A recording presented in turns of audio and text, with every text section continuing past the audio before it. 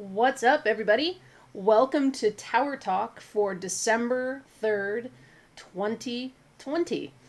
Before we get into it, I want to talk about the Destiny 2 Hotfix 3004 that was released on November 24th, right before Thanksgiving. We haven't had a show since then, so I'm just going to go over that for you real quick. They fixed the Vanguard playlist, the issue where the power was incorrectly set to 1100. Vanguard strikes are now 1050 power like they're supposed to be, and fun for all weapons that you would like to use. That was kind of like an early Christmas present to me, I can tell you that. They also fixed an issue where enemies would continue to spawn during certain activities in the Cosmodrome, so rip Loot Cave. Wah wah. Not that it gave out a bunch of loot anyway, but still, it was fun for getting weapon quests done. I'm not gonna lie about that. Also, the issue was fixed where players could skip to the end of the Velis Labyrinth Lost Sector, so if you never got a chance to try that, you're not gonna be able to. It's fixed. Let's see, what else in here? Fixed an issue where Trench Barrel was not being removed after firing 3 shots. Oh well, it was fun while it lasted, wasn't it, guys? Let's see, rewards. Fixed an issue where prime attunements were not being applied properly after reaching the soft cap of 1200. Let's see, what else is in there that's relevant. Updated the World Engram Weapons Reward Pool, so the World Loot Pool. And this is exactly what they did if you've been confused about this. Remove all legendary weapons that hit their infusion cap at the end of this season. Added all of the 7th Seraph weapons from Season of the Worthy. Yes.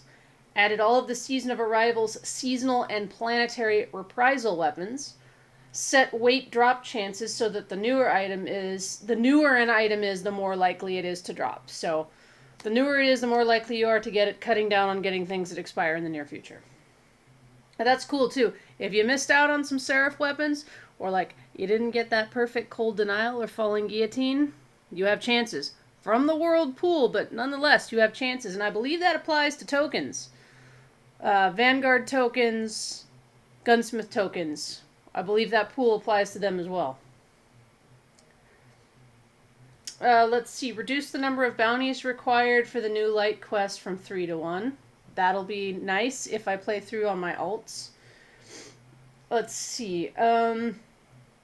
Fixed an issue where combat drill bounties were requiring elimination defeats. They will now correctly require clash defeats. Nice job on that one.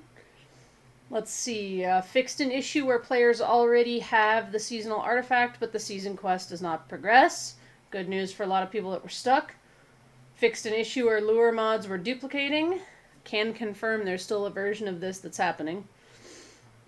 Fixed an issue where perk veto mods for the Cryptolith lure were not correctly preventing the excluded perks from rolling on the weapons. Nice, thank you very much. Fixed an issue where players already have the lure, but the lure quest doesn't progress. Can confirm it was happening to a friend of mine, and they're very happy that it is fixed. That's all for Hotfix 3004 that came out before Thanksgiving. So let's dive into the fun stuff that's in the TWAB. They started off with giving a bunch of cool statistics for the raid and comparing to the last couple of raids. So I encourage you to hop over to the TWAB page and read those because it's fun. It's some fun data.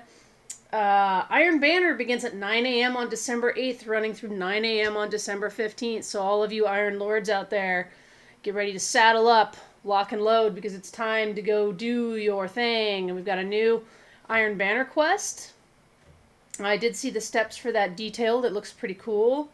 And, of course, there will be pinnacles available to you from Iron Banner, which, you know, for me, like, I like the Crucible, but I don't play it as much anymore these days. And it's fun when Iron Banner rolls around. It's power-enabled. We can challenge ourselves. And you get some nice pinnacles out of it. It's a good incentive for me to hop into Crucible and grab those extra pinnacles. I don't need them for my Warlock, though. Be honest, but I can grab some from my Hunter and my Titan, and that'll be nice. Let's see. And then they go on to talk about some of the next-gen updates that will be available. The big thing that I know is that people on the Xbox Series consoles and on PlayStation 5 will need to completely re-download the game this time. This is going to be an issue where you got to do the whole thing, and there's no preload.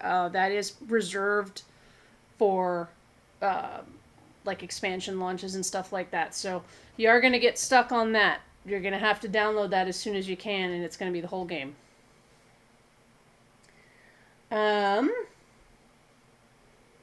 We do have update 301 on the horizon, and they are going to detail here some things.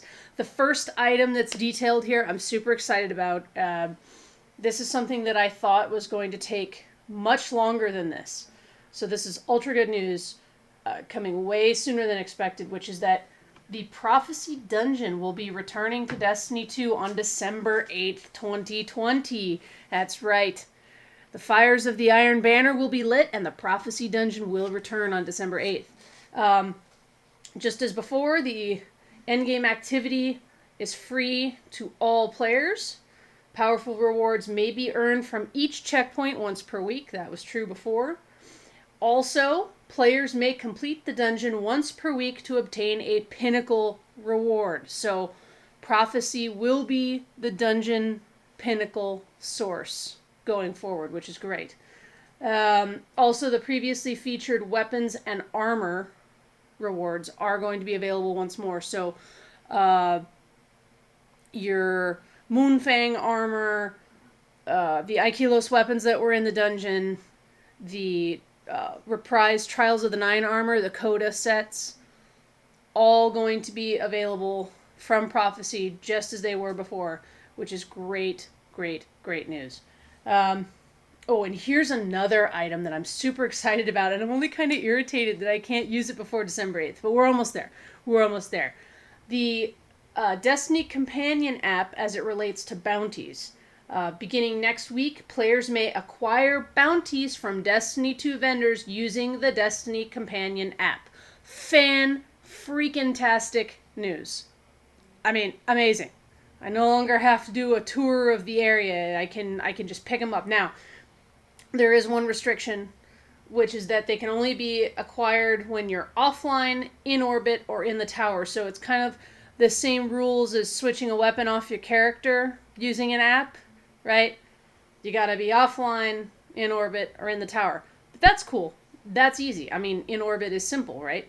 A lot of times you'd be going to orbit and ready for a new round of bounties anyway. The point is you do not have to travel to the vendor and go pick them up. That's huge for me. Huge. Okay. This is going to be introduced through a companion app update planned for December 8th. Okay? And they're saying stay tuned to Bungie Help for more on the companion app update. So I'm guessing they're going to give us a little more detailed information, maybe show us what it's going to look like, or let us know if there's any problems with that launch. But that right there is super exciting. And then they talk about a whole bunch of new light resolved issues. We're not going to go through that. If you're a new light player and you're curious, you can scroll down to that. It's there. They fixed the issue where the waypoint on the Monument to Lost Lights exotic archive vendor continues to flash for players who own all the exotics. Which is kind of a bummer to me, because that makes it sound like it's still going to flash for me, even though I'm never going to own them all. I would kind of like to see that addressed. I think I'm not going to, worry about it until I go in there and see exactly what that means. Maybe it's just not worded 100% correct. But I would love for that to stop flashing for me. After I get Anarchy, I'm probably done, at least for a while. And if it still flashes, it's going to make me a little batty. Let's see. In collections, they fixed the issue where the UI they're going to fix the issue where the UI would forget what page you were on after previewing an item in collections. Small annoyance, but kind of crappy, especially if you didn't remember your place yourself. Fixed a bug where some new armor mods had incorrect sources listed, which is nice. For Crucible, updated the Mercy rule for control and Clash to prevent it from triggering too early in the match. That's a big one. And there's a couple other notes about the Survivor and Untouchable medals, but we're not going to worry about that right now. Let's see. There's also some notes about the Beyond Light exotics, Icefall Mantle, and Mask of Bacchus. I'm not going to go into that, except I will talk about this funny one for Necrotic Grip. Fixed an issue where being killed by the effects of Necrotic Grip would show as being killed by the Architects, which is funny because my friend actually filled me in on how this can even occur. I was completely unaware of this, but he knew that I had gotten Necrotic Grip and that I was loving it, and he wanted to warn me for the next time we were all playing together. So what it is, quick tangent here, is if you did one of the ranged melees, like the Helium Spirals for the Solar Warlock, or like, the ranged Stasis melee for the Shadebinder, right? If you hit a teammate with those, it corrupts them. And I do believe that that's intended. I haven't heard that exactly from Bungie, but I do believe that's intended to make you take care with the power that you have. But you can actually kill your friends in PvE with those melees if their health is low enough. It actually doesn't do that much damage, but if they were hurting and you accidentally hit them with that, you could kill them. And it used to say it was killed by the Architects, but apparently now that's been fixed, I guess, to properly show that it was Necrotic Grip or like corruption or whatever. I kind of want to try it out on a friend just to see exactly what it says. Full patch notes will be ready to go on December 8th when the patch becomes available for download. So, of course, the next TWAB after December 8th, we'll do the rundown of those patch notes like we always do. Let's see what else is going on. So the support team did go into some detail about maintenance times for update 301. Let's see, is there going to be any downtime?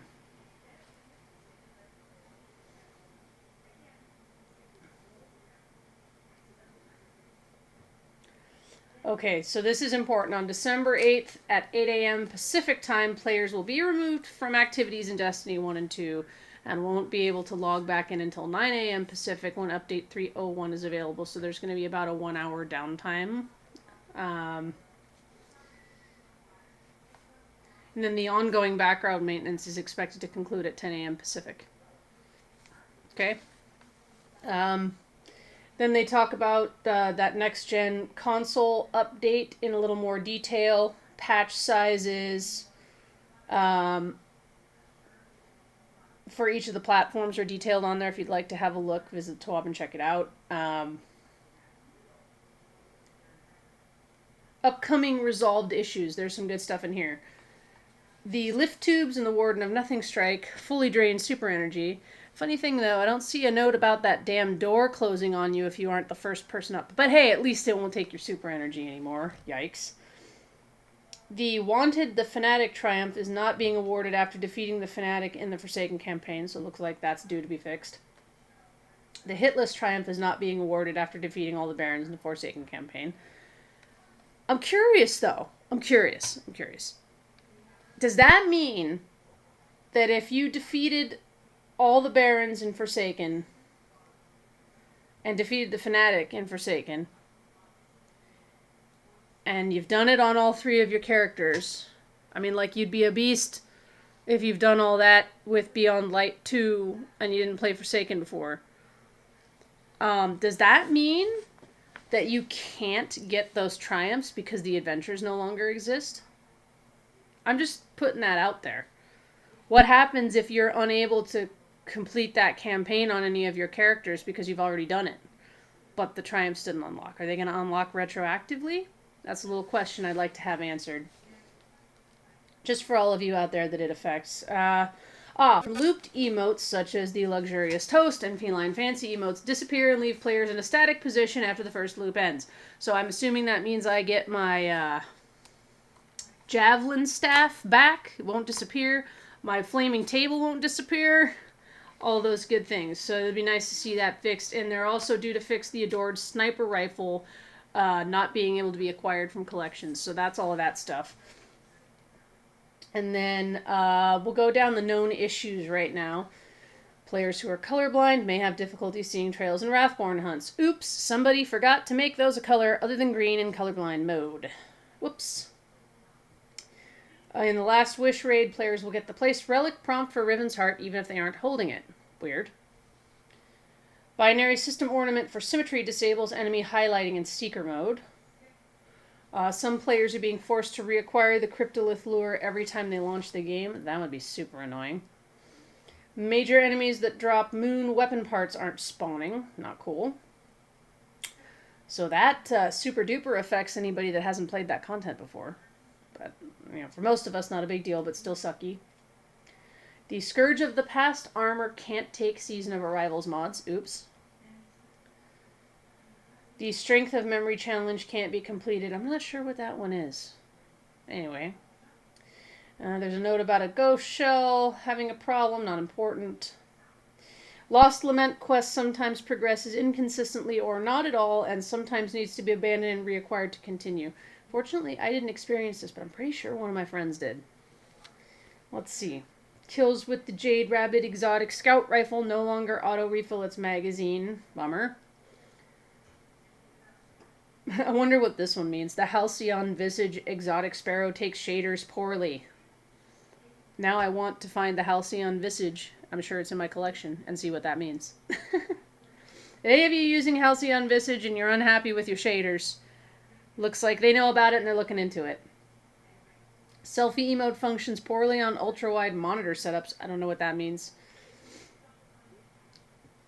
The Wisdom of the Witch Triumph no longer counts progress. Uh-oh. Not sure which one that is, but anyway.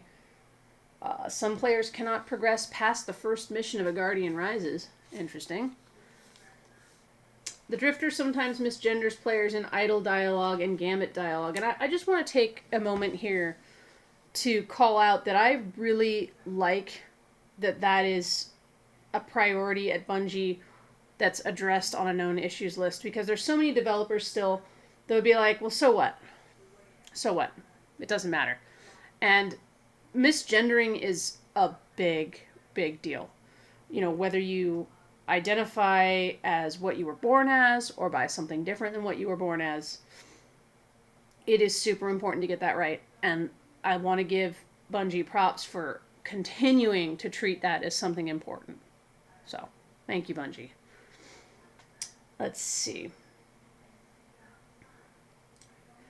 Eris still has a weekly challenge for some players. This weekly challenge intentionally does not provide a powerful reward. So I'm assuming when they call it a known issue, they're just calling out that, hey, you might have one. You're not going to get anything for it, though.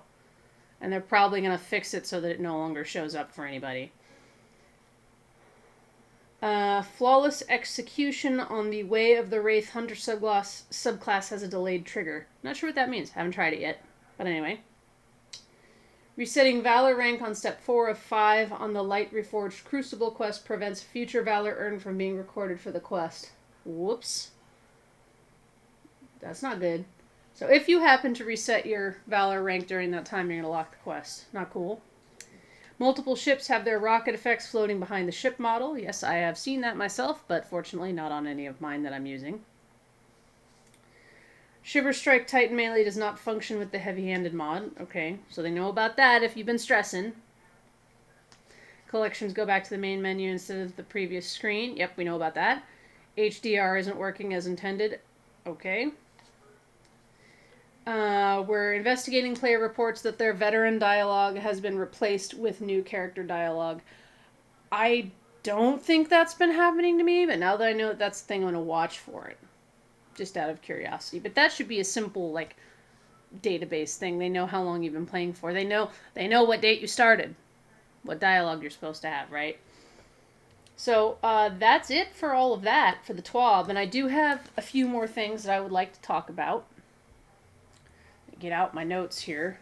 So, I do want to take some time here to talk about the Day 1 Deep Stone Crypt completion emblem scandal thing. I don't want to spend too much time on this because it's over and done with, and I also believe and accept the explanation and apology of the particular person that took some heat for this. However, there are a lot of others that echoed and continue to echo that perceived sentiment, misunderstanding or not. So I want to bring you some perspective with facts that I've got for you. So this idea that the day one Deep Stone Crypt was too easy, too many people cleared it the first day, the emblem was a handout. Look, there were 279,000 attempts, from which there were only 5,000 clears, and if you're a numbers geek, that works out to a 1.904% success rate. So just a shade under 2% of the people that tried got the thing. That sounds like a pretty rare achievement to me. It's a pretty rare achievement when just a shade under 2% of everybody that tried quit.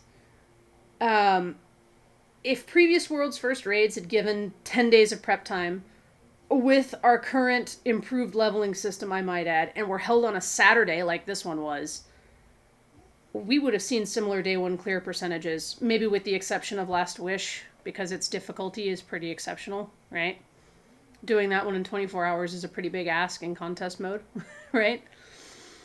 Yeah, a 2% clear rate shows that it was anything but easy. And honestly, that whole thing and that whole attitude is silly. Everyone that can participate has a right to, and every right to that emblem if they met the requirements to get it. Case closed. That's it. All you gatekeepers out there need to stop crying and accept that Destiny is for everyone to enjoy and experience. Period. That's it. And it is an overwhelmingly good and positive thing that, because we had Deep Stone Crypt on a Saturday with good prep time, that so many more people that wanted to participate, they've probably been wanting to participate in these other raids, were able to get in there and check out this top tier content that Bungie spends so much time on that, don't forget, only about 12% of Destiny's population even sets foot in a raid, let alone completes it. So keep that in mind. As far as the comments I've seen about raid difficulty, I've seen many people say that normal difficulty needs to be harder. It doesn't. Normal is just that. Normal. Accessible. We do need hard and or prestige mode to challenge elite players. And contest mode could incorporate challenge or prestige modifiers and mechanics. I think that would make a really interesting day one aspect. If, well, what's a good example? Like in Leviathan, when you would do the different challenges, like, only one person could do this thing, or maybe every player had to touch this thing. You know what I'm saying? I would like to see those types of mechanical adjustments incorporated in contest. Not just have it be that it's 20 under and that's it. You know what I mean? And more than that, I do still wish that Destiny would find a way to do raids like World of Warcraft does, where you have, an easier match-made version with less mechanics, then normal, and then hard for the most elite players. That would be really awesome.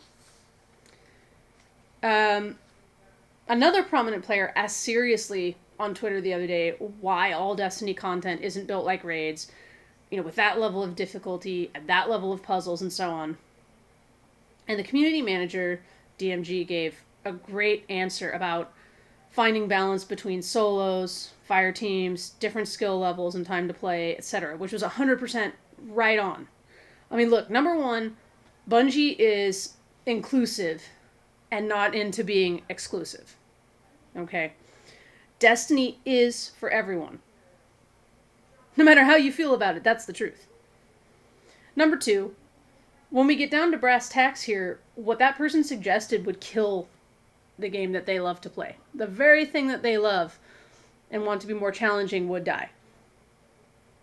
And that is because it makes absolutely no sense to alienate 80% or more of the player base by making the entire game like a raid, which, again, only 12% of people even set foot in a raid. That's a fact. And maybe it's time, maybe it's difficulty, maybe it's lack of enough people to play it with them. And the argument to just use LFG doesn't hold water, because now I'm not the most social gamer outside of my friend group, but I'm not afraid to get in there and try to do things with randoms, and I have to be honest with you, the LFG experience, especially for raids, is a nightmare. So, I'm not sorry. That's not a good enough argument for me. So that 20% of players that want the whole game to be like the hardest raid ever are incapable of keeping the game financially afloat. I mean, it makes no sense. Destiny would not be able to exist on just 20% of the population it has now. It's not going to happen. What I do say is a lot like what I said about the raids themselves and contest mode and all that, which is that we need more of the activities in Destiny to have selectable difficulty, right? Like our Adept, Hero, Legend, Master, Grandmaster, right? I mean, how cool would Grandmaster raids be? Or Grandmaster and other stuff, right? I mean, this is so that players can set it on hard and be challenged and get loot that represents their accomplishment. So there needs to be an incentive too. Not just that they can set it on hard and click some kind of box. There needs to be some incentive that they can show. Maybe adept versions of weapons, you know, whatever it is, okay?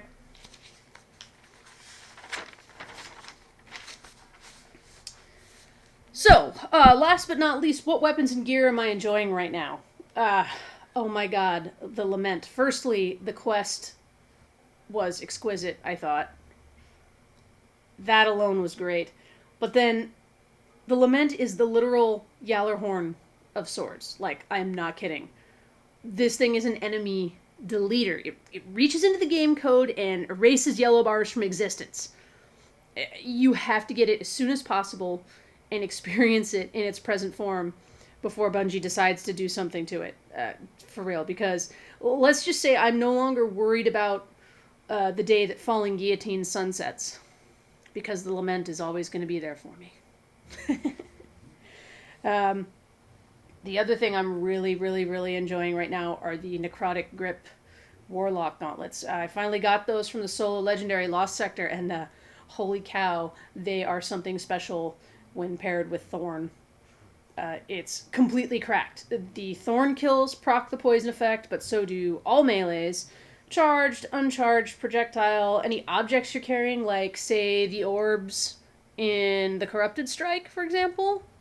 Meleeing with those will proc it as well. Even your sword light attack, because, you know, you push the melee button to do that light attack, right? Well, if you make contact with that sword light attack, the poison thing procs. Like, I kid you not. I haven't had this much fun with exotics since I could throw Nova Bombs over and over with Skull of Daira Hamkara in the Reckoning, for real. Well worth the effort of grinding the Lost Sector to get it, and full honesty, once you get within 5 or 10 of the difficulty, that 1250 that those Lost Sectors start at, it really becomes pretty much a piece of cake. It's not hard. And if you're curious about my loadout, I was using Night Watch with explosive payload, and I had my overload rounds on that. I used Ariana's Vow in my energy slot for, you know, shield bypass of various types. And, I mean, the thing's a sniper anyway, so it's a good choice. And then I had Falling Guillotine. And then my strategy with overloads was to stagger them with Night Watch, then throw that freeze bubble grenade at them to keep them staggered, right, and frozen, and then just go to town on them with the sword. Like, that's how I was doing it. Yeah. And you're wondering about drop rate. It's totally doable at that initial difficulty where the drop rate is rare. The regular, what is it? The regular legend difficulty as opposed to master. I got it in about the same number of runs as doing the Empire hunts to get Cloud Strike. Probably less than 20. So if you're worried about that, it's the same rare drop rate as Cloud Strike.